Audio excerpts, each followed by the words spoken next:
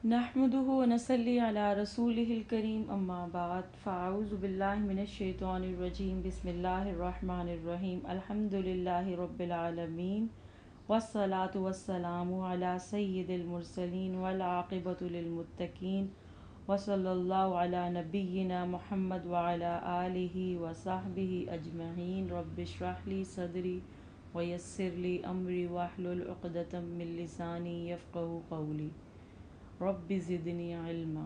अस्सलामु अलैकुम वरहमतुल्लाहि वबरकातुहू। कुरान मजीद तमाम इल्हामी कुतुब में सबसे बढ़कर इज़्ज़त और शर्फ वाली किताब, अज़मत और फ़जीलत वाली किताब, खैर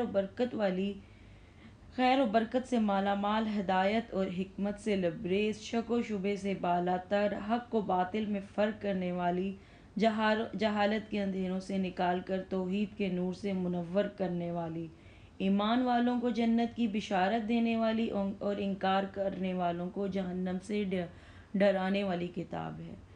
अल्लाह से बढ़कर कोई नहीं है, ये उस रब्बे कायनात की किताब है। ये आप सल्लल्लाहु अलैहि वसल्लम से बढ़कर कोई नहीं है, उन पर उतरी। ये किताब जिब्राइल अमीन से बड़ा कोई फ़रिश्ता नहीं, उनके ज़रिए ये किताब आई। और जिस महीने में ये किताब आई, शाहरुर रमज़ान, वो भी एक बाबरकत महीना है जिस रात में उतरी। उस रात की इबादत का सवाब 1000 महीने या 83 साल की इबादत के बराबर है। सूरह अल कदर।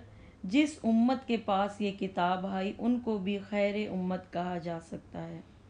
ये कैसे हो सकता है कि इस किताब को इज़्ज़त देने वाला शख्स अहम ना हो? इस बाबरकत किताब को जो अहमियत देगा वो कैसे हो सकता है कि अहम ना हो? जो इस किताब का एहतराम ना करे उसका एहतराम, जो इस किताब का एहतराम करे और उसका एहतराम ना हो, जो शख्स इसके लिए कुर्बानी करे और उस पर रहमत ना हो, जो कुरान के लिए अपना वक्फ करे उसके लिए इनामात की खुशखबरी ना हो। कुरान के बग़ैर ज़िंदगी और कुरान के साथ ज़िंदगी में बहुत फ़र्क है, ऐसे जैसे ज़मीन और आसमान में फ़र्क है, क्योंकि इंसान की सोच में और तरजीहात में वाज़ेह फ़र्क मालूम होता है जब इंसान कुरान को समझने लगता है। जो चीज़ें उसे बहुत मरूब होती हैं, दुनिया में बहुत सी चीज़ें जिनसे वो बहुत मरूब होता है, वो बहुत मामूली लगने लगती है। सबसे बड़ा फ़र्क, इंसान दुनिया के बजाय आखिरत को इम्पोर्टेंट देने लगता है। अल्लाह ताला का ये कलाम ऐसा है कि इंसानों के अंदर अना, तकब्बुर, सरकशी को तोड़ने वाला है और झुकाने वाला है। जब कुरान को बसीरत की आंखों से, शऊर की आंखों से पढ़ा जाए, समझा जाए, सुना जाए तो वो उसके आगे सर झुकाए बगैर नहीं रह सकता।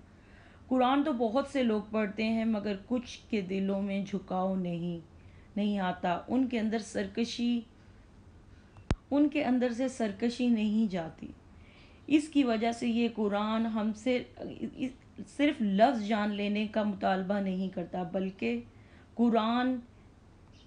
बल्कि कुरान के साथ जीना सीखें। कुरान को अपने दिल और रूह के साथ कबूल करें, सिर्फ इल्मी सतह पर ना लें। जैसे कि अल्लाह सुब्हान ताला ने फरमाया, अगर कुरान मजीद पहाड़ जैसी अजीम मखलूक पर नाजिल किया जाता तो वो भी खौफ से रेज़ा रेज़ा हो जाती। लौ अंज़लना हाज़ल कुरआन अला जबल रअयतहु खाशिअम मुतसद्दिअन मिन खशियतिल्लाह। अगर हम ये कुरान किसी पहाड़ पर नाजिल करते तो तुम देखते वो अल्लाह के खौफ से दबा जा रहा है और फट पड़ता। सूरह हशर आयत नंबर 21। कुरान मजीद के आयात सुनकर अहले ईमान के दिल कांप उठते हैं। सूरह हज आयत नंबर 34 से 35। ए मोहम्मद सल्लल्लाहु अलैहि वसल्लम, बिशारत दे दो जो आजिज़ी इख्तियार करने वाले हैं, जिनका हाल ये है कि अल्लाह का ज़िक्र सुनते ही उनके दिल कांप उठते हैं। जो मुसीबत उन पर आती है उस पर सब्र करते हैं, नमाज कायम करते हैं और जो रिज़्क हमने उनको दिया उससे खर्च करते हैं। दिल तो फिर अहले ईमान के ही कांपेंगे ना कुरान मजीद की आयत सुनकर। और जब हम कुरान मजीद का आयत को समझेंगे और फ़िक्र करेंगे तभी हमारे दिलों पर असर करेगी। इसीलिए हम कुरान मजीद को समझ के पढ़ेंगे इंशाअल्लाह ताला। اللہ تعالیٰ نے اس کتاب کے ذریعے بہت سے لوگوں کو بلندی عطا فرماتا ہے اور کچھ دوسروں کو پستی میں دھکیل دیتا ہے۔ یہ سرفرازی انہی لوگوں کا مقدر بنتی ہے جو قرآن کے احکامات بجا لاتے ہیں اور اس کی حرام کردہ چیزوں سے اجتناب کرتے ہیں، اور اس کے برعکس کردار حامل لوگوں کے لیے بالآخرت ذلت اور رسوائی ہے۔ جب تک قرآن کریم کے معنی اور مطالب کو نہ سمجھا جائے، اللہ کی پسند و ناپسند کا علم نہ ہو، اس وقت تک قرآن کو پڑھنے کا اصل مقصد حاصل نہیں ہو سکتا۔ قرآن کو اس نیت سے پڑھیں کہ ہمارا رب ہم سے مخاطب ہے اور جو اصول اور ضابطے بتا رہا ہے ہم انہیں اختیار کریں گے اور اپنے شب و روز کے معاملات میں ان کے مطابق بنائیں گے، کیونکہ عمل ہی اصل بنیاد ہے۔ اس کے بغیر قرآن کا محض سمجھ لینا بھی بے فائدہ ہے۔ سمجھنے کا اصل مقصد اس پر عمل کرنا ہے، تب وہ سمجھنا ہی اصل سمجھنا ہے۔ حضرت عائشہ رضی اللہ عنہا سے روایت ہے کہ رسول پاک صلی اللہ علیہ وسلم نے فرمایا، قرآن کا ماہر قیامت کے دن ان فرشتوں کے ساتھ ہوگا جو دنیا میں وحی الہی لانے والے بزرگ اور نیکوکار ہوں گے، اور جو قرآن اٹک کے پڑھتا ہے اور اس کے پڑھنے سے اسے مشقت ہوتی ہے، اس کے لیے دگنا اجر ہے۔ اس کے علاوہ آپ صلی اللہ علیہ وسلم نے فرمایا، صحیح البخاری، تم میں سے بہتر وہ شخص ہے جو قرآن سیکھے اور دوسروں کو سکھائے۔ ایک اور حدیث میں ہے جو حضرت عبداللہ بن عمر رضی اللہ عنہ سے مروی ہے، رسول پاک صلی اللہ علیہ وسلم نے فرمایا، صاحب قرآن پڑھنے اور اسے حفظ کرنے والے سے قیامت کے دن کہا جائے گا، بڑھتا جا اور درجے چڑھتا جا، اس طرح آہستہ آہستہ تلاوت کر جیسے تو نے دنیا میں ترتیل سے پڑھا، پس تیرا مقام وہ ہوگا جہاں تیری آخری آیت کی تلاوت ختم ہوگی۔